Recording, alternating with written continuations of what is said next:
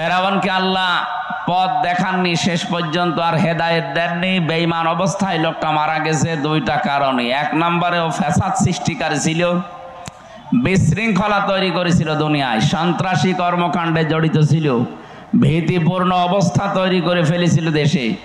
এই জন্য আল্লাহ তার ঈমান দেয়নি। শেষে এমনও আছে জিবরাইলের মুখের ভেতরে কাঁদা লাগিয়ে দিয়েছিল যেন আর কিছু বলতে না পারে। তাহলে এই আয়াত থেকে শিক্ষা পাওয়া যায়, দুনিয়াতে যাদের জীবনে জুলুম বেশি হবে, যারা স্বৈরাচারী হবে, এ মানুষগুলো যদি শেষে যে ভালো হওয়ার কথা বলেও আল্লাহ তা গ্রহণ করে না। এই জন্য 15.5 বছর যাদের জুলুমের মাত্রা একেবারে সীমা ছাড়িয়ে গেছে, এখন যদিও মানুষগুলো বলে আমরা ভালো হয়ে যাব, আমার মনে হয় এদের কপালে আল্লাহ হেদায়েত নাও দিতে পারে। কেন বললাম বলেন তো? আল্লাহু লা ইয়াহদিল কওমা যালিমিন। বহু জায়গায় আল্লাহ আয়াতটা দিয়েছেন কোরআনে। ইয়াহদি এটা মজারে, বর্তমান ভবিষ্যৎ, প্রেজেন্ট ফিউচার। আল্লাহ বলেন যারা জালেম এদেরকে আমি হেদায়েত দিচ্ছি না, পথ দেখাচ্ছি না, ভবিষ্যতেও দেখাবো না। এখানে ভবিষ্যৎ বলতে আল্লাহর কথা কিয়ামত পর্যন্ত। সুতরাং আমাদের সতর্ক হওয়া লাগবে, আমরা যেন জালেম হয়ে না যাই। যদি আমার জীবনে জুলুমের মাত্রাটা বেশি হয়ে যায়, সে যে জায়গায় হোক, পরিবারে হোক, সমাজে হোক, রাষ্ট্রে হোক, জনগণের উপরে হোক, যদি কেউ জুলুমকারী হিসাবে পরিগণিত হয়ে যায়, তাহলে সে আল্লাহর হেদায়েত থেকে বঞ্চিত হয়ে যাবে। কথা বুঝতেছেন? দ্বিতীয় নাম্বার, ফেরাউনকে হেদায়েত না দেওয়ার পেছনে কারণ হচ্ছে এই লোকটা আল্লাহর স্বীকৃতি দিয়েছিল, কিন্তু ওই জামানায় যিনি প্রেরিত পুরুষ, আল্লাহর পাঠানো নবী এবং রসুল হযরতে মূসা কালিমুল্লাহ, তার স্বীকৃতি সে মরণের আগেও দেয়নি। ও যদি বলতো আন্নাহু লা ইলাহা ইল্লাল্লাহ মূসা কালিমুল্লাহ, আল্লাহরে মাফ করে দিত। কিন্তু আল্লাহর স্বীকৃতি শুধু দিয়েই শেষ করে দিয়েছে। জামানার প্রেরিত পুরুষ যিনি, তার স্বীকার সে করে নাই। আজ বাংলাদেশে বহু মানুষ নামাজ পড়তে বলবেন রাজি হয়, রোজা রাখতে বলবেন রাজি হয়, হজ করতে বলবেন টাকা খরচ করেও রাজি হয়, দান সাদগাও মাঝে মাঝে করতে বলবেন করবে। কিন্তু এই জামানার প্রেরিত পুরুষ যিনি, আল্লাহর নবী এবং রসুল মুহাম্মাদুর রাসূলুল্লাহ, এ মানুষের আদর্শ যখন মানতে বলা হয়, তখন এই লোকটা রাজনীতির গন্ধ খোঁজে। কথা বুঝতেছেন? আমি কি বেশি বলে ফেললাম? এরকম মানুষ দেশে নেই? হ্যাঁ, নবীজি যে 23 বছরের জিন্দেগি নবুয়তের বলা হয়, 40 থেকে 63, এই 23 বছরের 13 বছর মানতে রাজি আছে। কারণ 13 বছর নবীজি শুধু মায়ের খেয়েছিলেন। কথা বলেন না কেন? 13টা বছর তিনি অত্যাচারিত, জুলুম নির্যাতনে নিষ্পেষিত হয়েছিলেন। 3টি বছরের ভেতরে জেলেও ছিলেন। তার যে জেল, আমাদের এই জেলের মতো খাবার দেওয়া হতো না, তিনি গৃহবন্দী ছিলেন। শিয়াবে আবি তালিব নামে এই জেলখানায় 3টা বছর প্রায় 54 জন মানুষকে নিয়ে তিনি পড়েছিলেন। এই কথাগুলো যখন বলবেন, কিছু মানুষ আছে বলে আবেগে কান্নাকাটি করবে, ও বলবে হুজুর আপনিও কাঁদেন, আমরাও কাঁদি। কিন্তু এই লোকটার কাছে যখন বাকি 10 বছর মদিনার জীবনে তিনি যে রাষ্ট্রপ্রধান ছিলেন, আর রাষ্ট্রপ্রধান হতে হলে কি করা লাগে, এই কথাগুলো যখন বলা হয়, তখন বলে কি এটা তো রাজনীতি, এটা দুনিয়ার কাজ। যেই নবী 13 বছর মক্কায় মার খেয়েছিলেন, ওই নবী 10 বছর মদিনাতে যতগুলো কাজ করেছেন, 13 বছর মেনে নিলে 10 বছর মানা লাগবে। ওই 10 বছরে যেহেতু তিনি রাষ্ট্রপ্রধান ছিলেন, রাষ্ট্রের সর্ব অধিনায়ক ছিলেন, রাষ্ট্রের প্রধান হওয়ার জন্য যে কাজগুলো করা লেগেছিল, মদিনাতে যাওয়ার পরেই তিনি ইহুদি, খ্রিস্টান আর মুশরিকদের সাথে সন্ধি করেছিলেন। এটা তো আমি বানালাম নাকি? ঐতিহাসিকভাবে সত্য কথা। আউস, খাজরাজ, বনু কায়নুকা, ইহুদি, খ্রিস্টান আর মুশরিক, এই তিনটা দলকে নিয়ে মদিনায় নবীজির যে ছোট একটা দল, এই নিয়ে তিনি 4 দল গঠন করেছিলেন। তাহলে 4 দল গঠন করা এটা বানানো না, এটা নবীর জীবনীতে আছে। এটা যদি প্রয়োজন হয় ইসলামের জন্য, মানবতার জন্য, দেশের জন্য, 4 দলীয় জোট করাও জায়েজ আছে। এখন যদি বলেন হুজুর কোন দিকে যাচ্ছেন, কোন দিকে না, ইসলাম এইভাবে এসেছে। বিশ্ব নবী কি জানতেন না যে না ইহুদি, খ্রিস্টান, বৌদ্ধ এরা, এই মুশরিকরা প্রকাশ্য শত্রু, এদের সাথে আমি কিসের জোট করব? নবীজি ইসলামকে এগিয়ে নেওয়ার জন্য জোট করেছিলেন, না ইসলাম ধ্বংস করার জন্য? এতটুকু শিক্ষা এখান থেকে নিতে পারেন না? আজ যারা সত্যি ইসলামের ধ্বজাধারী, সত্যি ইসলামকে যারা রাষ্ট্রীয় ভাবে এই 10 বছরের মতো দেখতে চায়, ওই মানুষগুলো যদি ইহুদি, খ্রিস্টান, মুশরিকদের মতো মানুষদের সাথেও জোট করা লাগে করবে। কারণ 13 বছর মায়ের খাওয়া ওয়াজ তো ভালোই শোনেন, 10 বছর রাষ্ট্রপতি ছিলেন, এই ওয়াজ শুনতে মনে চায় না? নবীজি তো 13 বছর মায়ের খেয়েছিলেন, আমরা তো অলরেডি 15 বছর মায়ের খেয়ে ফেলেছি। কথা বলেন না কেন? অন্তত 15টা বছর আমাদের জীবনে শুধু মায়ের খাওয়াই গেল। এখন আমাদের কি মনে চায় না নবীর মতো 10 বছর একটু চেয়ারে বসি? আপনি এবার মনে করছেন হুজুর মনে হয় দুনিয়াদার হয়ে গেল। তাহলে নবী যে দুনিয়াদার ছিল? বলেন, বিশ্ব নবী যদি 10টা বছর চেয়ারে বসার পর রাষ্ট্রপ্রধান হয়ে 10 বছরে কোরআন দিয়ে মদিনা চালানোর পরে তিনি ঘোষণা দিয়েছিলেন খায়রুল কুরুনি করনি, আমার যুগ শ্রেষ্ঠ যুগ। আমার তো মনে হয় বাংলাদেশে যদি 10টা বছর কোরআনে কারিম দিয়ে যোগ্য এবং সৎ এ মানুষ দিয়ে চালাতে পারেন, এদেশে 10 বছর পরে শুনতে পারবেন খায়রুল কুরুনি করনি। ওইটা শোনার জন্যই তো আমরা চাই। শুধু সৎ মানুষ হলে হবে না, যোগ্য হওয়া লাগবে। এ বাংলাদেশে 15.5 বছরে আমরা সৎ মানুষ অনেককে দেখেছি, কিন্তু সৎ মানুষগুলো যোগ্য না হওয়ার কারণে তার ওই জায়গাটা ঠিক রাখতে পারে নাই। আমি ঝিনাইদহ এক জায়গায় একটিও তার বাড়িতে গিয়েছিলাম নাস্তা করার জন্য। উনি চা দেওয়ার পরে এমন একটা ফ্রিজে চা দিয়েছে, নিচে ভাঙা। আমি দেখেই হেসে ফেলেছি। তো জ্ঞানী মানুষ বুঝে ফেলেছে, বলে হুজুর কেন হাসেন? আমি জানি। আমি একটা টিয়নো ওসির উপরে, আমার মান একটা থানায়, ওসি পর্যন্ত আমার স্যার বলে ডাকে। এত বড় একটা থানার দায়িত্বে আমি আছি, আর আমি আপনাকে চা দিলাম ফ্রিজ ভাঙা, এই জন্য আপনি হাসেন।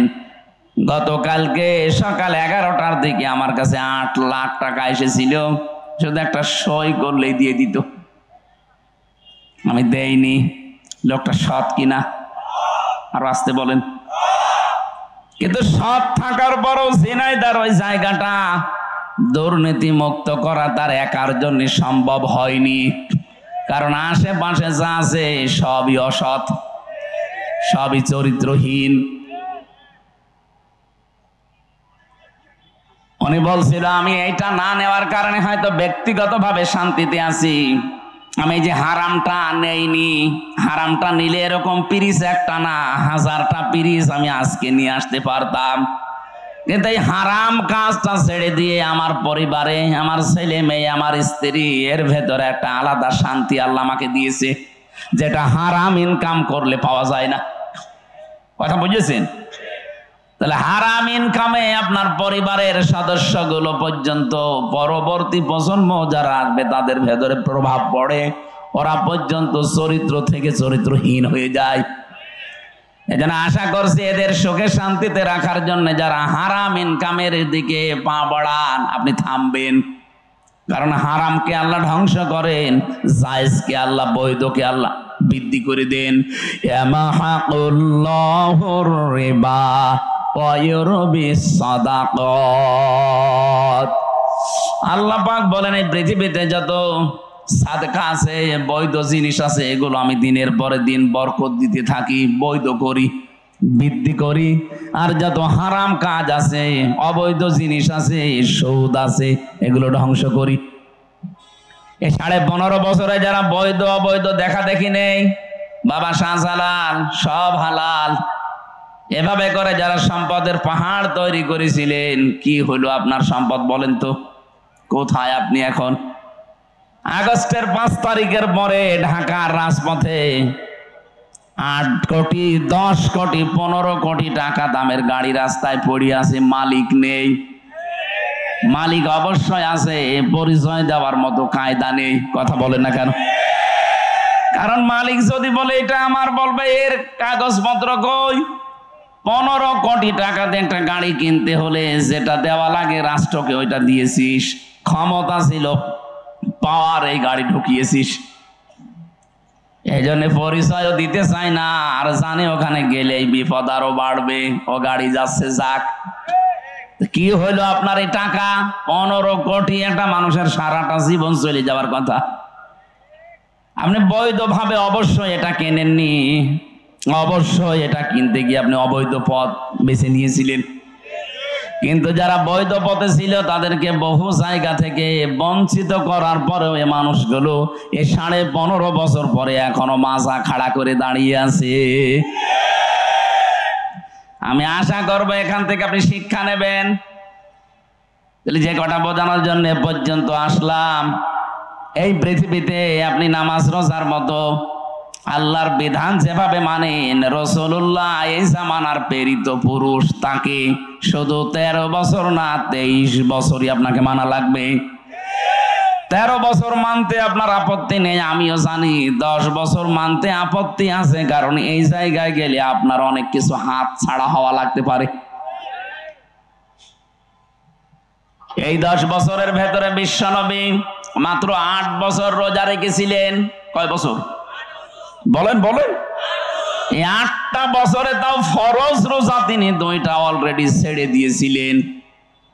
একটা বদরের ময়দানে 17 রমজান, আর মক্কা বিজয়ের দিন 18 রমজান। 2টা রোজা তিনি ফরজ রোজা ছেড়ে দিলেন।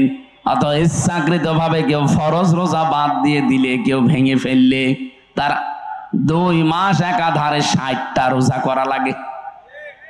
কথা বুঝতেছেন? 59টা করার পরে যদি আপনি একটা বাদ দেন, আবার 2 মাস করা লাগবে। আবার 59টা করার পরে যদি একটা বাদ দেন, আবার 60টা করা লাগবে।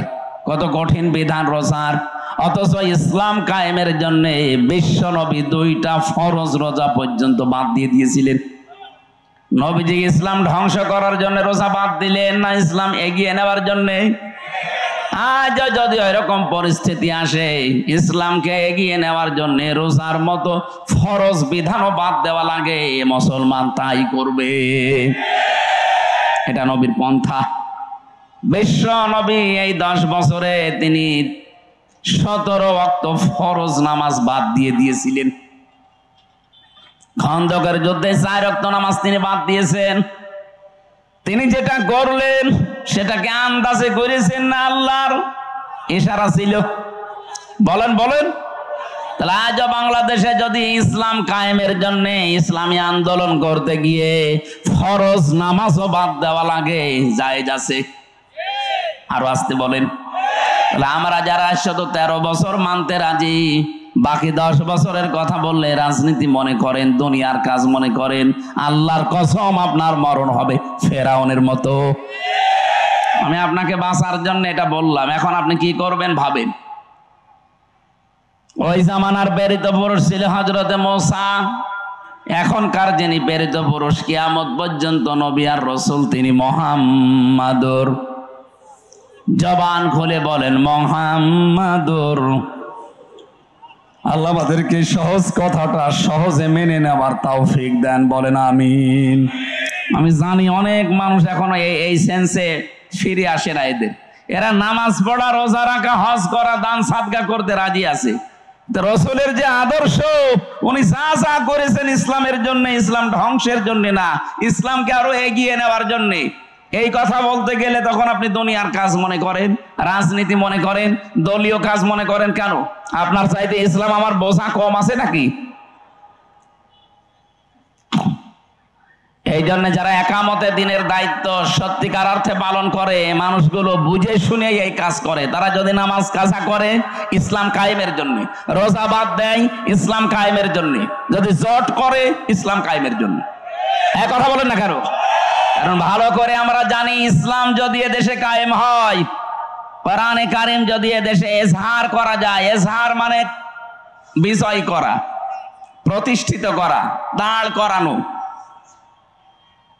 মান করাল কোরআনা ফাস্তাজহারাহু, যে ব্যক্তি কোরআন পড়ে আর কোরআনকে বিজয় করার জন্য চিন্তা ভাবনা করে, চেষ্টা চালায়, ফাহাল্লা হালালাহু ওয়া হারামা হারামাহু, এর ভেতরে হালালকে হালাল জেনে মেনে নেয়, হারামকে হারাম জেনে ছেড়ে দেয়, আদখালাহুল্লাহুল জান্নাহ, আল্লাহ তাকে জান্নাতে দিয়ে দিয়েছে। না, আপনি সুবহানাল্লাহ বলেন মানে? আমার প্রশ্ন হচ্ছে, আদখালা ইয়াদখিলু এটা মজারে না মাজি? এটা মাজি, অতীতের শব্দ। আদখালা, নবীজি কেন বললেন আদখালাহুল্লাহুল জান্নাহ? আল্লাহ তাকে জান্নাতে দেবে না দিয়েছে? দিয়ে দিয়েছে। দিয়ে দিয়েছে কেন বললেন? আপনি তো এখনো মরেননি, জান্নাতে গেলেন কি করে? জবাব হচ্ছে, সত্যি যদি ইসলাম প্রতিষ্ঠিত হয়ে যায়, ইসলাম বিজয় থাকে কোন জায়গায়, ওখানে যে পরিবেশটা তৈরি হয়, হালালকে হালাল মানা যায়, হারামকে হারাম মেনে ছেড়ে দেওয়া যায়, ওই পুরা জায়গাটা আমার আল্লাহ মিনি জান্নাত বানিয়ে দেয়। আপনি যেন মরণের আগে অন্তত জান্নাতে প্রবেশ করে ফেলেছেন। আমরা তো এইটাই চাই। কথা বলেন না কেন? এটা যদি আপনার কাছে রাজনীতি মনে হয়, আল্লাহর কসম, হয় এইটাই রাজনীতি। আমি তো এমন একটা পরিবার, সমাজ, রাষ্ট্র চাই যেখানে হালালকে হালাল জানার পরে মেনে নেওয়া যায়, যেখানে হারামকে হারাম জানার পরে ছেড়ে দেওয়া যায়। সেরকম পরিবেশ এখনো বাংলাদেশে কায়েম হয়েছে না। এদেশে বহু জায়গা আছে হারাম জানার পরও আমাকে হারাম কাজে বাধ্য করা হয়, হালাল জানার পরও আমি আঁকড়িয়ে ধরতে পারি না, আমারে ছেড়ে দেওয়া লাগে। নাকি নেই? বলেন। এই যে অর্থনীতি বিভাগের দিকে তাকান, আজ কত ব্যাংকিং ব্যবস্থা দেশে কাজ করছে শুধু যাকাত ভিত্তিক অর্থনীতি দেশে না থাকার কারণে। এটা যদি রাষ্ট্রীয়ভাবে কায়েম থাকতো, যাকাত, আল্লাহর কসম, সুদ ভিত্তিক যত ব্যাংক সব বন্ধ হয়ে যেত। এটা নিয়ে আমাদের কোনো মাথা ব্যথাও নেই, কোনো চিন্তা ভাবনাও নেই। অনেকেই মনে করি আছি এ আর কি, এ তো দুনিয়ার কাজ। কে বলিস আপনাকে? 1 টাকা সুদের সাথে যদি কেউ জড়িত হয়ে যায়, ও যেন নিজের আপন মায়ের সাথে জেনা করে। আপনি টের পাচ্ছেন কি বললাম? এটা ঘৃণিত কাজ। যত খারাপ চরিত্রের মানুষ হোক, নিজের মায়ের সাথে জেনা করা মানুষ আমি আজ পর্যন্ত পাইনি। পেয়েছেন? অথচ অহরহ আমরা অনেক নামাজি, মুসল্লি, হাজি পর্যন্ত এই কাজে এখন জড়িত। জানে না, না জেনে হয়তো জড়িত হয়, অথবা জেনে অনেকে করছে। এই যে টাকা ছেড়ে রাখে যারা, টাকা আসে মাসে মাসে 1000 টাকা দিলে 1200 টাকা করে পায়, 200 টাকা লাভ। উনি হয়তো লাভ মনে করে, ইন্টারেস্ট মনে করে নিচ্ছে, অথচ এটা সুদ। আসতে বলেন। এই সুদ যারা খাচ্ছেন তারা মায়ের সাথে অলরেডি জেনা করে আসলেন। আপনি হয়তো না জেনে করছেন, এখন তো জানলেন। কি কথা বলে না কেন? অনেক মানুষ কিন্তু এখন কানের ভেতরে হয়তো আঙ্গুল দিয়ে আছে, অথবা এদিক ওদিকে তাকিয়ে আছে, ওর ধান্দা আছে আমি জানি না তাই মানি না। দাঁত খুলে ফেলবে আল্লাহ। জানেন না মানে? ইসলামের কোন বিধান যদি কেউ জানে কিন্তু মানে না, তার একটা গুনাহ হবে, কারণ সে জানার ফরজ আদায় করে ফেলেছে, মানার ফরজ তার আদায় হয়নি। গুনাহ হবে কয়টা? আরো জোরে জবাব দেন। ইসলামের কোন বিধান আপনি জানেনও না, মানেনও না, আপনার ডবল গুনাহ হবে। আপনি জানেনও না একটা গুনাহ, মানেন না আর একটা গুনাহ। আপনি জানেন না কেন? সুতরাং আজকে তো অলরেডি যেভাবেই হোক, কানে আঙ্গুল দিয়ে হোক, এদিকে ওদিকে তাকিয়ে হোক, বুঝে শুনে ফেলেছেন যে টাকা ছেড়ে রাখে টাকা আসে, এটা সুদ। জানেন না? অন্তত এখন তো জানলেন। এটা জানার পরে তো এখন বিশ্বাস করতে পারেন নবীর এই কথা আছে, মায়ের সাথে কিন্তু জেনা করার গোনা উঠতেছে আমল নামায়। আপনি না খেয়ে মরে যান, তাও এই কাজে এখন থেকে আর থাকা যাবে না। এই যে এই গোবিন্দগঞ্জ বাজারে বহু দোকানদার আছে, নামাজও পড়ে, রোজাও রাখে, হজও করে এসেছে, অথচ দোকানে দোকানে টাকা ছেড়ে রেখেছে, মাসে মাসে 200 টাকা করে লাভ হয়।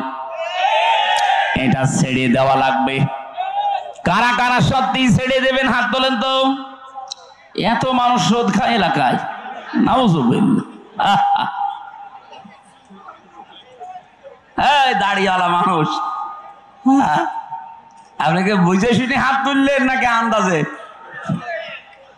আন্দাজে, ঠিক আছে, বুঝে শুনে হাত তুলবেন, আন্দাজে হাত তুলবেন না।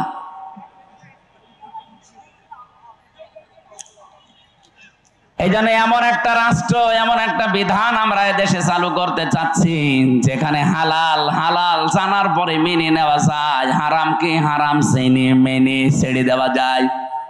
আল্লাহর নবী বলেন, এরকম পরিবেশ যদি কায়েম হয়ে যায়, আদখালাহুল্লাহুল জান্নাহ, ওই দেশটা একটা জান্নাত হয়ে যাবে। তুমি মনে করবা মরণের আগে আমি জান্নাতে আছি। অশাফাআহু ফি আশারাতিন মিন আহলি বাইতিহি কুল্লুহুম ক্বাদ ওয়াজাবাত লাহুন নার। তোমার শাফায়াত গ্রহণ করা হবে এমন 10টা মানুষের পক্ষে, যাদেরকে আল্লাহ জাহান্নামে দেবে, ফাইনাল হয়ে গিয়েছিল। এমন মানুষের পক্ষে সুপারিশ করে আপনি জান্নাতে নিয়ে আসতে পারবেন। এখানে আলেম যারা আছেন তাদেরকে বলছি, আপনাকে জাহান্নামে দিয়ে দেওয়ার পরে ওখান থেকে আল্লাহ বের করে নিয়ে আসবে, এ কথায় হাদিসের ভাষায় নেই। অশাফাআহু ফি আশারাতিন মিন আহলি বাইতিহি কুল্লুহুম ক্বাদ ওয়াজাবাত লাহুন নার। যাদের উপরে জাহান্নাম ওয়াজিব হয়ে গিয়েছিল যে জাহান্নামে তারা যাবে, কিন্তু এরকম মানুষকে আপনি সুপারিশ করে ওই জায়গা থেকে ফেরত নিয়ে আসতে পারবেন। আমরা অনেকে এই হাদিসটা বলার পরে বলি, যারা জাহান্নামে চলে গেছে এমন 10 জন মানুষকে আপনি নিয়ে আসতে পারবেন না, এ কথা এই জায়গায় নেই। আমি আলেমদেরকে আরো বলছি, হাদিসটার শেষ যে শব্দগুলো আছে এগুলো নিয়ে আরো চিন্তা ভাবনা করবেন, কারণ হাজারো মানুষ এই ধান্দায় আছে, সুদ খায়, জেনা করি, ঘুষ খায়, আর যাই করি, জাহান্নামে যদি আল্লাহ দেয়ও নাই 10 বছর থাকবো, এরপরে তো আল্লাহ বের করে দেবে। 20 বছর তাই জাহান্নামে থাকলাম, যখন আল্লাহ বের করে দেবে ওই সময় একবারে হাউসে কাউসারের পানি দিয়ে গোসল করে আগে যে হামজা ছিলাম ওই রকম হামজা হয়ে যাব। তাহলে জীবনে গোনা ছাড়বে? বলেন। কোরআনে কারিমে বহু জায়গায় আছে, যদি আপনি ইচ্ছা করে কোন গোনার কাছে আঞ্জাম দেন, জানেন যে এটা কবিরা গোনা, যেমন মানুষ হত্যা করা। মানুষ হত্যা করা কি গোনা? আরো জোরে বলেন। ওমাইয়াকুতুল মুমিনাম মুতাআম্মিদান ফাজাযাউহু জাহান্নাম। সূরা নিসার 93 নম্বর আয়াতে আল্লাহ জানিয়েছেন, কোন মানুষ যদি ইচ্ছা করে কোন মুমিনকে হত্যা করে, আপনি একেবারে নিরপেক্ষ দৃষ্টি দিয়ে বলেন তো, 2024-এর 5 আগস্টের আগ পর্যন্ত এদেশে যত মানুষ হত্যা হয়েছে, ইচ্ছা করে না অনিচ্ছা করে? অনিচ্ছায় 2-1টা মরতে পারে, ইচ্ছা করে সবগুলো। কেউ হয়তো ক্ষমতায় টিকে থাকার জন্য, আর কেউ হয়তো ক্ষমতায় কাউকে টিকিয়ে রাখার জন্য। বৈধ অবৈধ দেখেননি, আদালত কর্তৃক কোনো সার্টিফিকেটও আপনার হাতে নেই যে তাকে মেরে ফেলো, অথচ আপনি মেরে ফেললেন। এই যে মুতাআম্মিদান, ইচ্ছা করে যারা মানুষ হত্যার সাথে জড়িত, সে যেই হোক, অন্যান্য ধর্মে যারা আছে তারা তো ফি নারি জাহান্নামা খালিদিনা ফিহা, ইহুদি, খ্রিস্টান, বৌদ্ধ, মুশরিক যারা আছে, ওরা মারা গেলে ওদের কোনো বিচার নেই, হিসাবও নেই। এই ভালো করে বুঝবেন, ওদের কোনো বিচার নেই, হিসাব নেই। এই যে যতগুলো জাতির নাম বলছি, ওরা মরিয়ে গেলে জাহান্নাম, কোনো হিসাব হবে না ওদের। এটা কি মানেন? তো মুসলমান ছাড়া অন্য কোন জাতির কোনো হিসাব হবে? কারণ তাদের যে হিসাব নেবে যেটা দিয়ে, ওইটাই নেই। নাম কি? ইমান। ইমান বলেন বলেন। ইমানই নেই, ওর হিসাব বিচার কি দিয়ে করবে? বিচার তো করা হয় ওই লোকটার যার ইমান আছে কিন্তু ইমানে ভেজাল আছে। বলেন, ইমানটা পরিপূর্ণ নেই, এই জন্যই তো ইচ্ছা করে আপনি মানুষ মেরে ফেললেন। সুতরাং কালকে অ্যাডভোকেট সাহেব সাইফুল ইসলাম আলিফ ভাইকে যারা মেরে ফেলেছেন, সে যেই হোক, ওই মানুষগুলো চির জাহান্নামী। আল্লাহ ঘোষণা দিয়েছেন ফাজাযাহু জাহান্নাম, এর প্রথম পুরস্কার আল্লাহ দেবে জাহান্নাম। জাযা মানে পুরস্কার, প্রতিদান। আল্লাহ প্রতিদান হিসাবে আপনাকে জাহান্নামে দেবে মানুষ হত্যার সাথে যেই জড়িত। 2 নম্বরে খালিদান ফিহা, চিরকাল আপনাকে থাকা লাগবে। আমি আবার ক্লিয়ার করার জন্য বলছি, মুসলিম বাদ দিয়ে দুনিয়ায় যত জাতি আছে ওরা মারা গেলে বিনা হিসাবে বিনা বিচারে জাহান্নাম। ফতোয়া যদি বের করতে পারেন এর ভেতর থেকে বলেন যে ওদের হিসাব হবে, বিচার হবে। বিচার আর হিসাব আল্লাহ যেটা দিয়ে করবেন ওইটাই তো নেই, ঈমান নেই। কি নেই বলেন? তার মানে মুসলিম বাদ দিয়ে পৃথিবীর 4,500 জাতির মানুষ আছে। প্রত্যেকটা জাতির মানুষ মারা গেলে ওদের কোনো হিসাবের ব্যবস্থা নেই, বিচার নেই। বিনা হিসাবে বিনা বিচারে জাহান্নাম। বিচার করবে তো তখন যখন তার ভেতরে ঈমানের কোনো গন্ধ পাওয়া যায়। কিন্তু ঈমানটা থাকার পরও যারা ইচ্ছা করে আল্লাহর নিষিদ্ধ কাজকে বৈধ মনে করে পালন করছে, এই মানুষটার সমস্যা। আল্লাহ পাক বলেন খালিদান ফিহা, চিরকাল তাকে জাহান্নামে থাকা লাগবে। এতটুকুই না, আগাদিবাল্লাহু আলাইহি ওয়া লা'নাহু ওয়া আ'আদ্দা লাহু আযাবান আযীমা। কয়েকটা শাস্তি আল্লাহ তার জন্য নির্ধারিত করলেন। 1 নম্বরে প্রতিদান পুরস্কার জাহান্নাম, 2 নম্বরে চিরকাল থাকবে, 3 নম্বরে আল্লাহ রেগে থাকবে, 4 নম্বরে আল্লাহ লানত বর্ষণ করবে, 5 নম্বরে যন্ত্রণাদায়ক আযাবের ভেতরে রাখবে। বলেন নাউজুবিল্লাহ। এখন প্রশ্ন হচ্ছে এরা কয় বছর পরে বের হয়ে আসবে নাকি? বলেন। সূরা জুমারের 20 নম্বর আয়াত, আফামান হাক্কা আলাইহি কালিমাতুল আযাব আফা আনতা তুনকিযু মান ফিন্নার। শব্দের দিকে খেয়াল করে একটু পড়েন। আফা আনতা, আফামান হাক্কা আলাইহি কালিমাতুল আযাব, যার উপরে আপনার প্রতিপালকের আযাব নির্ধারিত হয়ে গেছে, ফায়সালা হয়ে গেছে যে জাহান্নামে যাবে। আফা আনতা, নবী আপনি কি পারবেন তুনকিযু মান ফিন্নার, ওই লোকটাকে আগুন থেকে বের করে নিয়ে আসতে? কে বলছেন? কাকে বলছেন? আমি মনে হয় বোঝাতে পারিনি। এই যে কথাটা আল্লাহ বলছেন নিজে, কাকে বলছেন? নবীজিকে। আফা আনতা, সরাসরি হে নবী আপনি পারবেন তুনকিযু মান ফিন্নার, ওই লোকটাকে জাহান্নাম থেকে বের করে নিয়ে আসতে আপনি পারবেন? তার মানে আপনিও পারবেন না।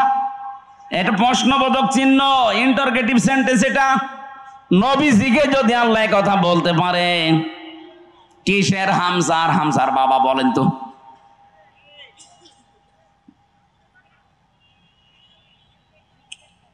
বারবার আল্লাহ কোরআনে কারিমে সেখানেই দিয়েছেন যে জাহান্নামে যাবে যারা খালিদিনা ফিহা, চিরস্থায়ী। যেখানেই দিয়েছে জান্নাতে যাবে যারা, সেখানেও দিয়েছেন খালিদিনা ফিহা, চিরস্থায়ী। আপনি একটার অর্থ করবেন চিরস্থায়ী, আর আরেকটার অর্থ করবেন কিছুদিন পরে বের হবে, তো জীবনে গুনাহ ছাড়বে। আপনি যদি বলেন যে আমার ঈমান আছে, আর আপনার ঈমান থাকে কি করে? আল্লাহর নিষিদ্ধ কাজকে যারা বৈধতা দেয় সঙ্গে সঙ্গে তারা বেঈমান হয়ে যায়। এই কথা বলছেন যে 10টা কারণে মানুষের ঈমান নষ্ট হয়ে যায়, ভেঙে যায়। ওযু করলে যেমন 7 কারণে ওযু ভেঙে যায়, নামাজ পড়লে যেমন 19 কারণে নামাজ ভেঙে যায়। মুসলমানের ঈমান যাদের আছে, ঈমানও 10টা কারণে ভেঙে যায়। অথচ ঈমান যে ভেঙে যায়, নষ্ট হয়ে যায়, অনেকে জানেই না। এর 9 নম্বরের পয়েন্টে আমি পেয়েছি, যারা আল্লাহর নিষিদ্ধ কাজকে বৈধ মনে করে তাদের ঈমান ওই আবু জাহেলের মতো। আমি আশা করি বোঝাতে পেরেছি। আবু জেহেলের মতো যদি আপনিও জাহান্নামে যান, ও কি 5 বছর পরে বের হয়ে আসবে? ও যদি না আসে আপনি আসবেন কি করে? এই জন্য আল্লাহর নিষিদ্ধ কাজগুলো যারা বৈধ মনে করেন, তারা ওই ইহুদি খ্রিস্টান বৌদ্ধ মুশরিক ওদের মতোই। কিন্তু বাকি যারা ছোটখাটো অপরাধের সাথে জড়িত, গুনার সাথে হয়তো না জেনে করেছেন অথবা শয়তানের ধোঁকায় পড়ে করেছেন, আপনার কিন্তু সময় আছে এখনো তাওবা করার। তাওবা করে যদি ফিরে আসতে পারেন, মহান আল্লাহ আপনাকে নিষ্পাপ করে দুনিয়া থেকে বিদায় দেবে। আরে ভাই, আমি এইটাই বোঝাতে চাচ্ছি যে আপনার কিন্তু সময় আছে, আপনার সুযোগ আছে। এখন আপনার হায়াত শেষ হয়ে যায়নি। আপনি অপরাধ করেছেন, সে অপরাধী হোক, জেনা হোক, মানুষ হত্যা হোক, ব্যভিচার হোক, চুরি হোক, ডাকাতি হোক, যার কাছে যে অপরাধ হয়ে গেছে, এখনো তো আজরাইল আমার কাছে আসেনি, এখনো পশ্চিম দিকে সূর্য ওঠেনি যে মাপ আর পাওয়া যাবে না। যাবে, মাপ পাওয়া যাবে, কিন্তু তাওবা করে জীবনের মতো এই কাজ থেকে ফিরে আসা লাগবে। তাওবা করার যে শর্তগুলো আছে, 1 নম্বরে অনুশোচনা করা। 1 নাম্বার কি বলেন? আপনি বলেন তো, এই যে 5 তারিখের আগ পর্যন্ত যারা মানুষ হত্যার সাথে জড়িত ছিল, যারা মানুষের সম্পদ আত্মসাৎ করেছে 15.5 বছর, এদের একজনকেও এখনো পর্যন্ত অনুশোচনা করতে দেখেছেন না? এদের আরো বৃদ্ধি বাড়ছে, এরা আরো প্রতিশোধ নেওয়ার নেশায় মেতে উঠেছে। আপনার অবস্থা ফেরাউনের মতোই হবে। 2 নম্বরে কি? অপরাধ করেছেন যার কাছে, স্বীকার করবেন তার কাছে, এইটাও তো পাচ্ছি না।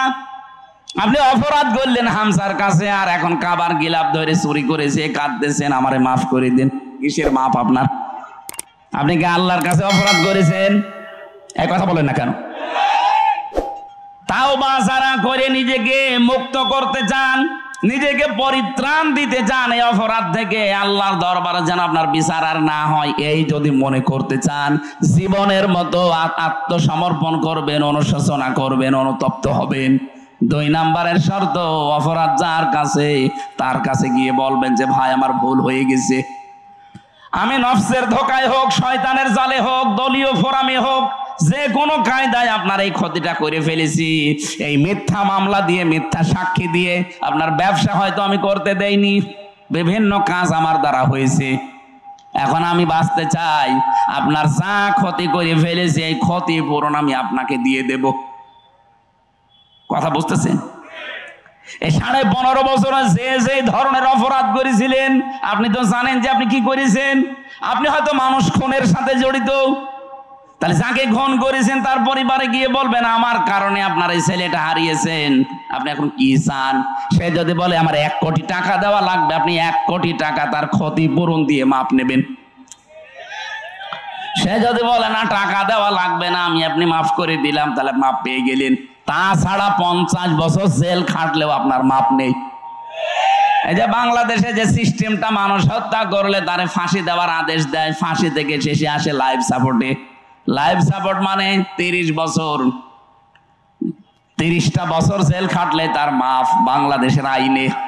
আল্লাহর আইনে তো এইটা নেই। আল্লাহর আইনে পদ্ধতি 2টা।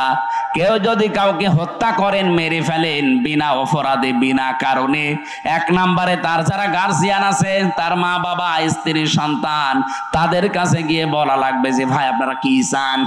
তারা যদি বলে আমার ক্ষতিপূরণ দেন, এটা আমাদের কর্মক্ষম ছিল, এর কর্মে আমরা চলতাম, তাকেই মেরে ফেলেছেন, সুতরাং আপনি 5 লাখ টাকা দেন, আপনি 5 লাখ টাকা দেবেন তাকে। এরপরে যদি বলে ঠিক আছে যান মাফ করে দিলাম, আপনি মাফ পেয়ে গেলেন। 2 নম্বরেও যদি বলে না আমরা এগুলো মানি না, আপনাকেও আমরা মেরে ফেলতে চাই, রাষ্ট্রের মাধ্যমে আপনাকেও মেরে ফেলা লাগবে। এই 2টা পদ্ধতি ছাড়া পৃথিবীতে কোনো পদ্ধতি নেই এই খুনের অপরাধ থেকে মাপ পাওয়ার। অথচ আজ কত সহজেই অনেকে মাপ পেয়ে যাচ্ছে শুধু আস্তাগফিরুল্লাহ পড়ে। সেটারই করা জায়গা পান না। আপনি তো আস্তাগফিরুল্লাহ পড়ছেন আল্লাহর কাছে, আস্তাগফিরুল্লাহ কি কেউ মানুষের কাছে পড়ে? কার কাছে বলেন? আরে ভাই, আপনি তো আল্লাহর কাছে দোষ করেননি। হ্যাঁ, আল্লাহর কাছে যদি নামাজ পড়ে না থাকেন, রোজা না রাখেন, ফরজ হজ না করেন, তাহলে ওনার কাছে মাফ চান। উনি ইচ্ছা করলে মাফ করতেও পারে, শাস্তিও দিতে পারে। কিন্তু আপনি অপরাধ করলেন হামজার কাছে, আগে হামজার কাছে যান। আমার জীবন থেকে 3টা বছর আপনি নষ্ট করেছেন, আমার বাবার 30 লাখের উপরে টাকা আপনি খেয়েছেন, আগে এই ক্ষতিপূরণ দেন। হ্যাঁ, কথা বলা লাগবে। গত পরশুদিন এক ওসি এসেছিল আমার সাথে দেখা করার জন্য, এই যে পাশে গাবতলী থানা না, এই গাবতলী থানার ওসি ছিল এই 5 তারিখের আগ পর্যন্ত। ওই সময় ও বাঘ ছিল, এই গত পরশুদিন দেখলাম বিড়াল হয়ে গেছে। কি গো, আগে হুজুরের নাম শুনলে খেপে উঠতো, আর এখন থেকে এসে হাত চেপে ধরে বলছো হুজুর আমারে মাফ করে দেন। কি আপনি যে বাঘ বিড়াল হয়ে গেলেন কি করে? ওরা 5 তারিখের পরে বিভাগীয় মামলা হয়েছে ওর নামে, ওরে এখান থেকে পাঠিয়ে দিয়েছে সেই কক্সবাজারে। সমুদ্র সৈকতে আপনি শুধু গোসল করেন, ওখানে মাহফিল ছিল আমার তারেক জিয়া সাহেবের গ্রামে। ওই দিন আমি মাহফিল করে যখন আসছিলাম তখন আমার গাড়িটা ধরে তাড়া দিয়েছিল মাঠের ভেতরে, 2 কিলোমিটার শুধু তাড়িয়েছে, ধরতে পারে নাই। কিন্তু গাড়িটা আটকানোর পরে ড্রাইভার আর একজন ছিল, তারে নিয়ে বলছে গাড়ি ছেড়ে দিতে পারি। 1,00,000 1.5 লাখ টাকা চেয়েছিল, পরে 1,13,000 টাকা দিয়ে গাড়িটা ছেড়ে দেওয়া। ওটা মাওলানা আব্দুল বাড়ির রশিদি আছে একজন, ওই হুজুরের গাড়ি। আমারটা, ওনারটা, আরো একজনের, 3 জনের গাড়ি আটকিয়েছিল। এই দিন এসে এই সিরাজগঞ্জ গোল চত্বরে এসে দেখা করে বলছে হুজুর আমারে মাফ করে দিন। আমি মাফ করে দিতে পারি, আমার অসুবিধা নেই মাফ করতে, কিন্তু আগে টাকা ফেরত দিন। হ্যাঁ, অসুবিধা কি, আপনি টাকা ফেরত দেন, মাফ নিয়ে চলে যান। টাকা দেবেন না, শুধু মাফ করে দেন, ইয়ার কি মারা যায় কেমন না? 15.5 বছরে আপনার জন্য কত মানুষ এই বাজারে ব্যবসা করতে পারে নাই, কত মানুষকে বিনা কারণে মিথ্যা মামলা দিয়ে ধরিয়ে দিয়েছেন, মিথ্যা সাক্ষী দিয়ে জেল খাটিয়েছেন। এখন যে দিলেন মাফ করে দেন, কিসের মাফ? এই যে ক্ষতি করে দিলেন 10 লাখ টাকার, আগে টাকা ফেরত দেন। আমি তো মাফ করব তখন যখন আমার বাবার 30 লাখ টাকা পাবো, আর 3 বছর আপনি জেলে থাকবেন। আমরা সবাই এরকম মাফ চাই না, তাহলে বাংলাদেশ ভালো হবে। আগামীতে যারা চেয়ারে বলবে দরকার নেই, শুধু আস্তাগফিরুল্লাহ হবে না, টাকা ফেরত দেওয়া লাগবে ওসির মতো। ওসি এখন থেকে প্রতিদিন যোগাযোগ করছে বাড়ি ভাইয়ের সাথে। আজকেও আমার সাথে দেখা হয়েছিল, বলছে ভাই কি করবো, বারবার বলছে 6-9 করেছে, সে টাকা তো গেছে গেছে, আপনি মাফ করেন। কিসের মাফ গো, আগে টাকা দেন, এরপরে মাফ চান। আমি মনে হয় কথা বোঝাতে পেরেছি। সুতরাং এই কাজগুলো যারা করেছেন, 2 নাম্বার তো এইটা, 3 নাম্বার জীবনে আমি আর এরকম কাজ কোনোদিন করব না, এরকম অটল সিদ্ধান্ত নিয়ে টিকে থাকা, এর নাম তাওবা। তাহলে আপনাকে কিয়ামতে আল্লাহ এই বিচার আর করবে না, দুনিয়ায় মাফ করে দেবে। জোরে বলেন সুবহানাল্লাহ। আল্লাহ আমাদেরকে যেন এইভাবে দুনিয়ার জীবন চালানোর তৌফিক দেন, বলেন আমিন। আজকে আমরা যে তেলাওয়াত করেছি, একটা পরিচিত আয়াত, 5টা বিষয়ের ভেতরে লুকিয়ে আছে। আমরা তাফসীর আকারে ওই 5টা বিষয় সামনে খোলাসা করব, তাহলে বুঝবেন যে আয়াতের উপরে আপনি আছেন কিনা। সূরা বাকারা 208 নাম্বার আয়াত। আজকের বাংলা অর্থ হচ্ছে প্রবেশ করো। কি করো? বলেন বলেন, কোথায় প্রবেশ করবেন? থানাতে, হ্যাঁ, আদালতে, এই স্কুলে। কোরআনে কারীম বলছে ইয়া আইয়ুহাল্লাযীনা আমানু, ও হে যারা ঈমানের দাবি করো তাদেরকে বলছি, উদখুলু ফিস সিলমি কাফা, তোমরা ইসলামে প্রবেশ করো পরিপূর্ণভাবে, আংশিক না, অর্ধেক না, পরিপূর্ণভাবে প্রবেশ করো। ওয়ালা তাত্তাবিউ খুতুওয়াতিশ শাইতান, শয়তানের পদাঙ্ক অনুসরণ করবা না। ইন্নাহু লাকুম আদুউম মুবিন, অবশ্যই সে তোমাদের সকলের প্রকাশ্য শত্রু। এটা বাংলা অর্থ ছিল। এবার সে আয়াতের ব্যাখ্যায় যাচ্ছে। এই পৃথিবীর ময়দানে কোনো মানুষ যদি চাই যে আমি ইসলামে পরিপূর্ণ প্রবেশ করতে চাই, আমার কি আসলে পরিপূর্ণ প্রবেশ করা হয়েছে? ও যদি মনে করতে চায় দেখি আমি পরিপূর্ণটা করেছি কিনা, তাহলে 5টা বিষয় যদি আপনার এই বাস্তব জীবনে থাকে, আপনি বিশ্বাস করবেন হ্যাঁ আমার পরিপূর্ণ প্রবেশ হয়েছে। 1 নম্বরে আত্মসমর্পণ। 1 নম্বরে কি? 1 নম্বরে আপনাকে আত্মসমর্পণ করা লাগবে। 2 নম্বরে ইখলাস। 3 নম্বরে লেনদেনের মুআমালাত মুআশারাত যেটা বলা হয় এটা আপনার ঠিক থাকা লাগবে। 4 নম্বরে বিশুদ্ধ আকীদা লাগবে। 5 নম্বরে উত্তম চরিত্র লাগবে। এবার আসেন এই 5টা বিষয় যদি আপনার জীবনে মেনে নিতে পারেন তাহলে আপনি বিশ্বাস করতে পারেন যে হ্যাঁ এই আয়াত আমি মানতেছি, আমি ইসলামে পরিপূর্ণ প্রবেশ করেছি। আর যদি দেখেন না 4টা আছে 1টা নেই, তাহলে এখন আপনি ইসলামে পরিপূর্ণ প্রবেশ করেননি, এই আয়াত আপনার মানা হয়নি। কিয়ামতে এই আয়াতই আপনার বিরুদ্ধে দাঁড়াবে। বলেন নাউজুবিল্লাহ। এখন যে আদেশগুলো আসতেছে আদেশগুলো কার? আরো জোরে বলেন কার? আল্লাহ পাক আদেশ দিচ্ছেন প্রথমে আত্মসমর্পণ করো। এটা কার কাছে করবেন, কিভাবে করবেন? আমাদেরকে যিনি শিখিয়েছেন এটা সূরা বাকারার 131-32 নম্বর আয়াতে এই তথ্যগুলো আছে। রব্বুল আলামিন বলেন ইদ ক্বালা লাহু রাব্বুহু আসলিম ক্বালা আসলামতু লিরাব্বিল আলামিন। সন্তানেরা শেখে তার বাবার কাছ থেকে, তার দাদার কাছ থেকে। আমরা যেহেতু এই পৃথিবীতে হযরতে আদম আলাইহিস সালাম আমাদের আদি পিতা, আর আমাদের জাতির পিতা ইব্রাহিম। কথা বলেন না কেন? মুসলিম জাতির পিতাকে আমাদের বাবা তিনি, সেই হিসাবে আমরা মুসলিম জাতির পিতা হিসাবে ইব্রাহিমকে যারা মেনে নিয়েছি তাদের অবশ্যই উচিত তাদের বাবার কাছ থেকে আত্মসমর্পণ শেখা। তিনি গাছের মাথায় বসে কোড়াল দিয়ে কাঠ কাটছিলেন, আল্লাহ পাক ফেরেশতা পাঠিয়ে বললেন আসলিম ইয়া ইব্রাহিম, হে ইব্রাহিম আত্মসমর্পণ করো। তিনি ওখান থেকেই বলেছিলেন মাবুদ এই জায়গায় আত্মসমর্পণের কি আছে? আল্লাহ পাক বলেন এখানে আমার একটা বিধান আছে, সেটা তোমার জন্য সুন্নাহ আদর্শ হয়ে থাকবে। তোমার ওখানেই বসে খাতনা করো কোড়াল দিয়ে। গাছের মাথায় তিনি খাতনা করে বলেছিলেন ক্বালা আসলামতু লিরাব্বিল আলামিন, মহাবিশ্বের প্রতিপালক যিনি আমি তার কাছে আত্মসমর্পণ করলাম। এই দিন থেকে শুরু হয়েছে, তাকান, আমাদের জাতির পিতা হযরত ইব্রাহিম আলাইহিস সালাম, এই দিন থেকে শুরু হয়েছে কিয়ামত পর্যন্ত তার সন্তান হিসাবে আমরা যারা দাবি করি 50টা জিনিস মানা লাগে জীবনে ইব্রাহিম নবীর। তার ভেতরে এইটা একটা, যে আমরা খাতনা করি। আমরা যারা তার সন্তান হিসাবে দাবি করি মুসলমান হিসাবে, ইব্রাহিম নবীর একটা সুন্নাহ আদর্শ খাতনা করা। এটা আমরা করি না এখন? কথা বলে না কেন? ইব্রাহিম নবীকে যারা মানে না তারা কিন্তু করে না। আমরা এই জন্য হাফ হাতা আর ওরা ফুল হাতা। কথা বলছে না কেন? ফুল হাতা না?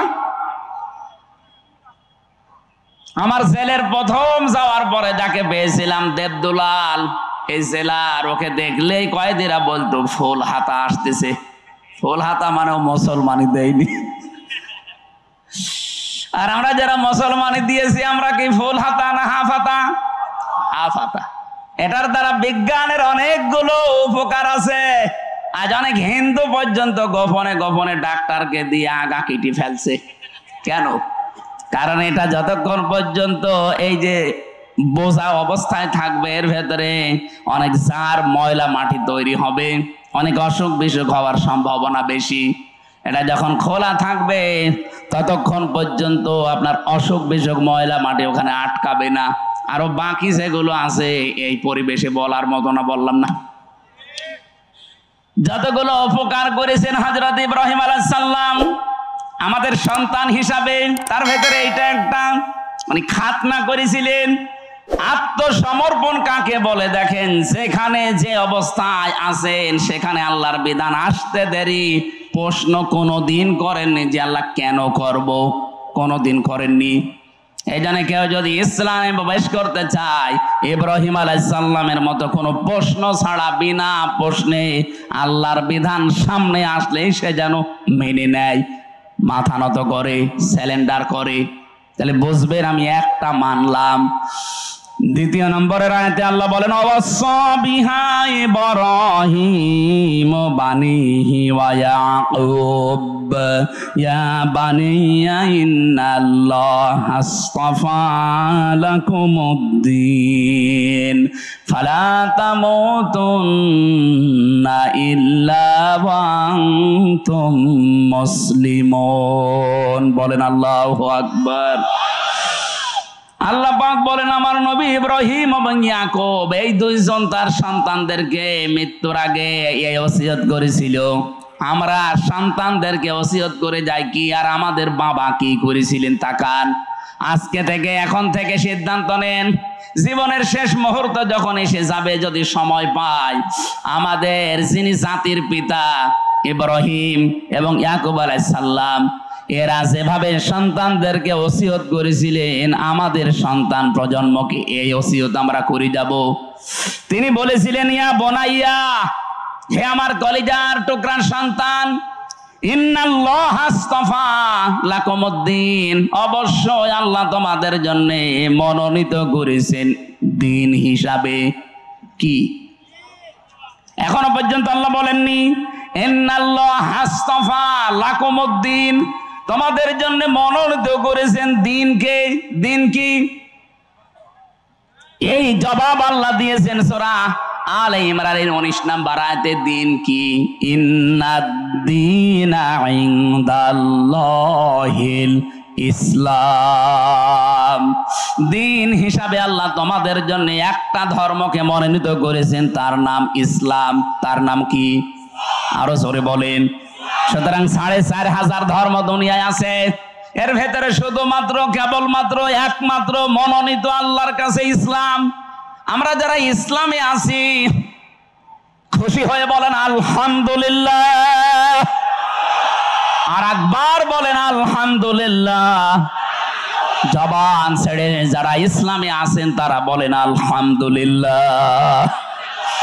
এটা যে কত বড় নিয়ামত আমরা পেয়েছি, যারা অন্য ধর্মে আছে তারা টের পাচ্ছে। পৃথিবীর প্রত্যেকটি ধর্মে আজ শান্তির নামে অশান্তি চলছে, শুধুমাত্র ইসলাম এই ধর্মের ভেতরে অশান্তির কোনো বাক্য নেই। যেখানে যাবেন সেই জায়গায় শুধু শান্তি। এমনকি ঘরটা, কোন মেয়ে লোক যদি তার স্বামীর জন্য নিজের ঘরটাকে শান্তিপূর্ণ করে রাখতে পারে, কোলাহল মুক্ত, নয়েজ মুক্ত, গোলমাল মুক্ত, আওয়াজ মুক্ত রাখতে পারে, বিশ্বনবী জানিয়েছেন কিয়ামতের দিন হযরতে খাদিজার মতো ওই মহিলার জন্য আল্লাহ একটা ঘর নয়েজ মুক্ত বানিয়ে রাখবেন। সম্মানিত মা বোন যারা এসেছেন, শুধু নামাজ পড়া আর রোজা রাখা এই দুইটা ইবাদত না। শুধু বোরকা পরে, কালো বোরকা পরে ঘোরা ইবাদত না। আপনার স্বামী যখন বাইরে থেকে আসবে, কর্মজীবন শেষ করে আসবে, দিনের কাজ মানবতার কাজ করে যখনই বাড়ি আসবে, বাড়ি আসার পরে যে ঘরে থাকে এই ঘরটা যেন একটা কোলাহল মুক্ত হয়, এরকম বানিয়ে রাখবেন। আওয়াজ মুক্ত, নয়েজ মুক্ত, গোলমাল মুক্ত, একেবারে নিঃশব্দ নিস্তব্ধ একটা ঘর, শান্ত নির্মল একটা ঘর তাকে উপহার দেবেন। এটা করতে আপনাকে কাজ করা লাগবে। এই কাজটা যদি আপনি সত্যি ঘরকে নির্মল শান্ত পরিবেশের স্বামীর জন্য বানিয়ে রাখতে পারেন, আল্লাহ আপনার জন্য খাদিজার মতো জান্নাতে একটা নয়েজ মুক্ত ঘর বানিয়ে রাখবে। বলেন সুবহানাল্লাহ। যত মেয়ে লোক এসেছে যাদের স্বামী আছে, স্বামীদের জন্য আল্লাহ পাক খাদিজাতুল কুবরার মতো ঘরটাকে যেন বানিয়ে রাখার তৌফিক দেন। যে কথাটা বোঝাচ্ছিলাম, দিন হিসাবে আল্লাহ একটা যেহেতু মনোযোগ করেছেন, অন্যান্য দিনে ধর্মে যারা আছেন আমরা দাওয়াত দেই, আহ্বান জানাই। পৃথিবী আজ প্রমাণ করে ফেলেছে এই দিনে শান্তির একমাত্র ধর্ম ইসলাম। আমি আপনাকে ইসলাম এখনই কবুল করতে বলছি না। ইসলাম কবুল করার জন্য যেটা পড়তে হয়, আমাদের আল্লাহর বাণী আল কোরআন, এটা আপনি বাংলায় কিনে পড়েন, পড়াটা একবার পড়ে দেখেন, আপনাকেও ইসলামে দীক্ষিত হতে বাধ্য করবে। কথা বুঝতেছেন? যিনি ধরা পড়েছে যে চিন্ময় কৃষ্ণ দাস, এই লোকটার কয়েকদিন আগের যে বক্তব্যগুলো দেখেছেন, উনি বারবার হিন্দুদেরকে আহ্বান জানিয়েছিল যে আপনারা সন্তান বেশি নেন, বেশি বেশি সন্তান নিতে থাকেন। আমরা অনেকেই সংখ্যালঘু হয়ে আছি, এদেশে বেশি বেশি সন্তান নিয়ে আমরা সংখ্যা গরিষ্ঠ হয়ে যাব। এদেশে ৯৬% মুসলমান আর বাকি 4% অন্য জাতি। সেখানে বৌদ্ধ আছে, ইহুদি আছে, খ্রিস্টান আছে, ওগুলো বাদ দিলে হিন্দু খুব বেশি হলো ২.৫% হবে। এই ২.৫% যদি ওরা জন্ম নিরন্তরণ বাদ দিয়েও যদি সন্তান নিতে থাকে, ৯৬% হতে কত সময় লাগবে বলেন তো? কব্বরে চলে যাবে না? ওদের যে সমস্ত উদ্দেশ্যগুলো আছে সূক্ষ্ম। তার মানে মানুষ ওরা মনে করে আমরা যদি সংখ্যা গরিষ্ঠ হতে পারি, সংখ্যা লঘু আমরা যেভাবে আছি এইভাবে ওদের উপরে আঙ্গুল চালাতে পারবো না। আমরা ইসলাম যারা মানি কারো উপরে আঙ্গুল চালায় না। লা ইকরাহা ফিদ্দিন, আমাদের ধর্মে কোনো বাড়াবাড়ি নেই। যদি বাড়াবাড়ি থাকতো এই ভারতবর্ষে একটাও হিন্দু খুঁজে পাওয়া যেত না। ১-২ দিন আমরা শাসন করি না, বছরের পর বছর এই পুরা ভারতবর্ষ আমরা মুসলমানেরা শাসন করেছিলাম। যদি আমাদের ধর্মে সত্যিই বাড়াবাড়ি থাকতো, কাড়াকাড়ি থাকতো, একটা হিন্দু বেশি থাকতো না। বিশেষ করে এই স্বাধীনতার পর থেকে ২৪ সালের আগস্টের ৫ তারিখের পরে যে অবস্থা হয়েছিল, এই দেশের মুসলমানেরাই দায়িত্ব নিয়ে মন্দির পাহারা দিয়েছে। যদি আমাদের ধর্মে মন্দির ভাঙা থাকতো তাহলে একটা মন্দিরও এরপরে খুঁজে পেতেন না। আমরা আরো পাহারা দিয়েছি, এমনকি দেবতাকে গালি দেওয়া পর্যন্ত আমাদের ধর্মে নিষেধ। ওয়ালা তাসাব্বুল্লাযীনা ইয়াদউনা মিন দুনিল্লাহ, যারা আল্লাহ বাদে অন্য কাউকে ডাকে ওদের দেবতাকে গালি দিবা না। কে বলছেন? বলেন। পৃথিবীর সবচাইতে বড় পরধর্ম সহিষ্ণু জাতি এই মুসলমান। এই জন্য ভারতবর্ষে এখনো হিন্দু আছে, ওরা জোর করে জয় শ্রীরাম বলায়, অথচ আজ পর্যন্ত জোর করে কালেমা পড় নাই, মেরে ফেলবো কোন ইতিহাস এই পৃথিবীতে আমার জানা নেই। আপনার জানা থাকলে বলেন তো। আপনি বিশৃঙ্খলা তৈরি করার জন্য, সূক্ষ্ম ষড়যন্ত্র করার জন্য যাদের প্রলোভনে কাজগুলো করছেন আপনারা থামবেন। এই বাংলাদেশে এখন যে অবস্থায় আছি, সত্যি কথা বলছি, এটা কিন্তু ইন্ডিয়া না, এটা বাংলাদেশ। এখানে কোন ষড়যন্ত্র আর এদেশের ৯৬% মুসলমান সফল হতে দেবে না। সে গোপনে করেন আর প্রকাশ্যে করেন, যতক্ষণ পর্যন্ত আমাদের মুসলমানেরা মুনাফিকি না করবে। আমি জানছি এগুলো করার পেছনে অনেক মুসলমান মুনাফিক নামধারী পেছনে কলকাঠি নাড়াচ্ছে। যারা বলে যে আমাদের স্বামী স্ত্রীর সম্পর্ক, তারা এই কথা বলে না কেন? যারা বলে আমাদের স্বামী স্ত্রীর সম্পর্ক, আসলেই তো তাই। আপনারা 2 বোন একসাথে গেছেন, কেউ স্বামীর বাড়ি, কেউ দুলাভাই বাড়ি। এই দেশ থেকে যারাই বাইরের দেশে যায়, তারা এই দেশে মাসে মাসে রেমিটেন্স পাঠায়। তারা রেমিটেন্স যোদ্ধা। আজ 3 মাস হয়ে গেল 2 বোন গেছেন, একটা টাকাও পাঠান না। আমরা কি করে চলবো? আশা করছি টাকা পাঠাবেন। আমরা চাই না যে টাকা পাঠাক। 2 বোন মিলে, কেউ দুলাভাইয়ের বাড়ি, কেউ স্বামীর বাড়ি, অন্তত পকেট মারা টাকাগুলো তো পাঠানো যায়। আমরা জামা রাখলে আমাদের জামার পকেটে টাকা থাকে না, তা আপনারা কি করছেন? অনেকে তো দুলাভাইয়ের পকেটও মারে।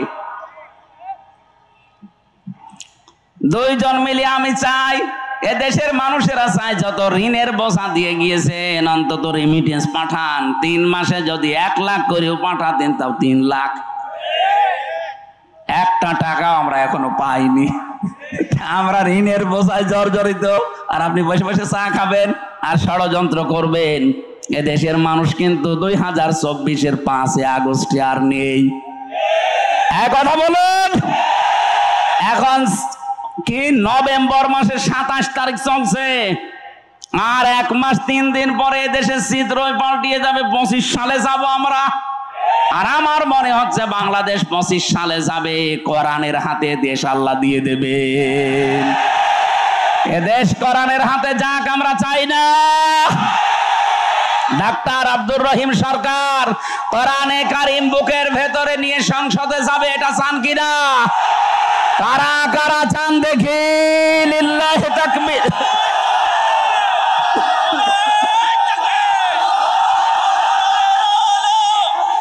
আলহামদুলিল্লাহ ভাই,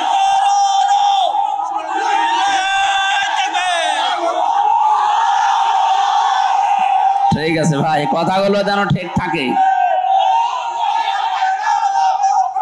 হযরতে ইব্রাহিম, হযরতে ইয়াকুব দুইজন নবী তাদের মরণের আগে সন্তানদেরকে বলেছিলেন, আল্লাহ তোমাদের জন্য নির্বাচিত করেছেন, মনোনীত করেছেন ধর্ম হিসাবে ইসলামকে। কাকে?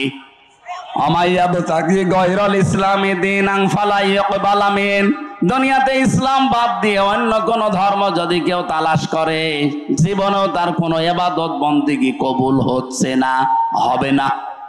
এই জন্য আহ্বান জানাবো, এলাকায় যদি অন্য ধর্মের কেউ থাকেন, আপনারা আমাদের ধর্মীয় গ্রন্থগুলো পড়েন। একদিন, 2 দিন, 5 দিন না, বছরের পরে বছর পড়তে থাকেন। টনি বেলাওয়ারের ছোট শালিকা লরেন বো 3 বছর কোরআনে কারিম স্টাডি করার পরে শেষ পর্যন্ত এত বড় শিক্ষিতা মহিলাও মুসলমান হয়ে গেছে। আমরা চাপ দেইনি, নিজে পড়ে নিজের বিবেকের তাড়নায় মুসলমান হয়ে গেছে। আমরা চাই এই বাংলাদেশে অন্যান্য ধর্মের যারা আছেন মুসলমান সহ আল্লাহর কোরআন পড়েন, বোঝেন, আপনিও বাধ্য হবেন আল্লাহর ইসলাম এই শান্তির ধর্মে আসতে। আল্লাহ পরের কথা জানিয়েছেন, এই 2 জন নবী তাদের সন্তানদেরকে জানিয়েছিল, ফালা তামুতুন্না ইল্লা ওয়া আনতুম মুসলিমুন। তোমরা মুসলমান না হয়ে মরবা না। এইজন্য এই দেশে যদি মুসলমান হয়ে টিকে থেকে মরতে চায়, আল্লাহর বিধান দেখা লাগবে। কথা বলেন না কেন? তাছাড়া আপনি মুসলমান হয়ে টিকে থাকতে পারবেন না। আজ আল্লাহর বিরুদ্ধে, রাসূলের বিরুদ্ধে, ইসলামের বিরুদ্ধে, মানবতার বিরুদ্ধে দেশে কাজ হবে। আর যদি মনে করেন যে যা কষ্ট করুক গা লা ইলাহা ইল্লাল্লাহ, আল্লাহর কসম আপনি মরণের আগে বেঈমান হয়ে যাবেন। কারণ ওই পরিবেশ যখন কায়েম হবে তখন টিকে থাকতে পারবেন না। 2 তলা নৌকা চলছে, উপর তলায় আমরা আছি, এই স্টেজে যারা এই ভালো ভালো মানুষ উপরে বসে আছি, আর নিচতলায় এমন কিছু মানুষ আছে যাদের পানি দরকার। ও যদি বারবার উপর তলায় আসতে চায়, ডাক্তার সাহেব যদি বলে বারবার ঝামেলা করেন, নিচেই তো পানি আছে, বিরক্ত করেন কেন, যখন তখন আসেন খালি পানি নিতে। ওরা যদি বলে ঠিক আছে ডাক্তার আর আসবো না, নিচে যে নৌকার একটা তক্তা খুলছে, আমরা উপরে যারা আছি যদি বলি ভাই আল্লাহর নাম নিয়ে খোলেন, আল্লাহর নামে খোলেন আর ভগবানের নামে খোলেন, বলেন তো নৌকায় পানি উঠবে না উঠবে না? আরো জোরে বলেন। এখন উপরে যারা আছি আমরা যদি বলে যা হয় হোক, নিচের লোক যদি ডোবে আমরা বেঁচে থাকবো? এ বাংলাদেশে ইসলাম না থাকলে আমরাও তো বেঁচে থাকতে পারছি না মুসলমান হয়ে। বেঈমান হওয়ার রাস্তাগুলো সব খোলা হচ্ছে সমকামিতা দিয়ে, আল্লাহর বিধানের বাইরে আইন পাশ করে। এক কথা বলছেন। এই জন্য আমাদের উচিত নিচে যারা চাই করছেন আমাদের উপর থেকে দরকার হয় বাধা দেওয়া, ওয়াজের মাধ্যমে হোক, হাতের মাধ্যমে হোক। যদি বাধা শুনতে না চান দরকার হয় আপনাকে মারধর করব, এরপরও যদি না শুনতে চান দরকার হয় বেঁধে রাখবো, এরপরও যদি নড়াচড়া করেন মেরে ফেলবো, তারপরও আমি নৌকার তলা খুলতে দেব না। পানি উঠলে আপনি শুধু মরবেন না, আমারও মারবেন। এদেশে সমকামিতা চালু হলে জর্ডানের মতো দেশটা ডেড সি হয়ে যাবে, মৃত সাগর। কারণ এটা আল্লাহর নিষিদ্ধ কাজ। পুরো আল্লাহর সিস্টেমই পাল্টিয়ে ফেলেছে। পুরুষে পুরুষে বিয়ে। গত পরশুদিন কুষ্টিয়ায় 2 মহিলা এরা আন্দোলন করেছে এক জায়গায়। ওরা বলছে আমরা মহিলা মহিলায় বিয়ে যদি না দেন আমরা 2 জনেই মারা যাব। কোথায় পৌঁছিয়েছে চিন্তা করেছেন? এই জন্য আমরা চাই নিষিদ্ধ কাজ এই দেশে বন্ধ হোক, আল্লাহর বৈধ কাজগুলো আমরা ইসলামের মাধ্যমে জারি করি, তাহলে মুসলমান হয়ে মরা সহজ হবে। আরে মরব তো 2 দিন আগে 2 দিন পরে, কিন্তু আমরা বেঈমান হয়ে মরতে চাই না, মরতে চাই ইব্রাহিম নবীর মতো মুসলমান হয়ে। আল্লাহ আমাদের তৌফিক দিন, বলেন আমিন। দ্বিতীয় নম্বরে আপনি যদি দেখেন আমি ইসলামে প্রবেশ করছি, আপনার ইখলাস লাগবে। ইখলাস কি? এই জন্য যারা একামতে দিনে প্রবেশ করে তাদের প্রথম শব্দ এইটা বলা হয়, বল ওলে ইন্না সলাতি ওয়া নুসুকি ওয়া মাহইয়ায়া ওয়া মামাতি লিল্লাহি রাব্বিল আলামিন। এটা ইখলাসের আয়াত। আমি যা করব কার জন্য? আমার বেঁচে থাকা আল্লাহর জন্য, মরে গেলেও আল্লাহর জন্য, আমি নামাজ পড়লেও আল্লাহর জন্য, রোজা রাখলে আল্লাহর জন্য, কোরবানি ত্যাগ তিতিক্ষা যা সহ্য করছি সব আমি আল্লাহর জন্য। 3 নম্বরে আমার বিশুদ্ধ আকীদা দরকার। আজ বাংলাদেশে একটা মাসলুম দলের উপরে এই ট্যাগটা লাগিয়েছে, আমাদের নাকি আকীদা ঠিক নেই। এটা ডাহা মিথ্যা কথা। এই বাংলাদেশে আকীদা যদি ঠিক থাকে, যাদের দলে ফাঁসি বেশি, যাদের দলে জেল বেশি, যাদের দলে জরিমানা বেশি, যারা বাড়ি থাকতে পারে না 24 ঘন্টা যারা আতঙ্কে ছিল, তারা আকীদাওয়ালা মানুষ। আপনার এত আকীদা ভালো, একটু ফাঁসির দড়ির কাছে যেয়ে বলেন তো আমার আকীদা ভালো যান। যারা ফাঁসির দড়ি গলায় নিয়ে পর্যন্ত বলেছে না তাহাজান ইন্নাল্লাহা মা'ানা, কোনো চিন্তা নেই, আমরা একা না, আমাদের সাথে কে আছে। এর চাইতে আবার কি বিশুদ্ধ আকীদা লাগবে আপনার? 4 নম্বরে উত্তম চরিত্র লাগবে। এদেশে উত্তম চরিত্রে উত্তীর্ণ হয়ে গেছে একামতে দিনের দায়িত্বে যারা আছে তারা। এটা প্রমাণিত, পরীক্ষিত, আর কিছু বললাম না। 5 নম্বরে লেনদেনে স্বচ্ছতা, এইটাও একামতে দিনের কর্মীদের ভেতরে। বহু মানুষকে একামতে দিনের বাইরে যারা আছে দেখেন, টাকা দিলে মনে করো নিচের টাকা, এক কথা বলে না কেন? আর এই মানুষগুলোর লেনদেন এত স্বচ্ছ, এই ঝঞ্ঝা বিক্ষুব্ধ বাংলাদেশে, এরপরেও যদি আপনি মানুষ খুঁজে না পান, এই যে 5টা বললাম, আমি আবার বলছি। 1 নম্বরে আত্মসমর্পণ করা লাগবে। কার সামনে? আরো জোরে বলেন। 2 নম্বরে ইখলাস লাগবে। প্রতিটি শব্দের ব্যাখ্যা ছিল, লক্ষ লক্ষ কথা আমি তাফসীর থেকে তুলেছিলাম। 3 নম্বরে আপনার বিশুদ্ধ আকীদা লাগবে। 4 নম্বরে উত্তম চরিত্র লাগবে। 5 নম্বরে লেনদেন স্বচ্ছ হওয়া লাগবে।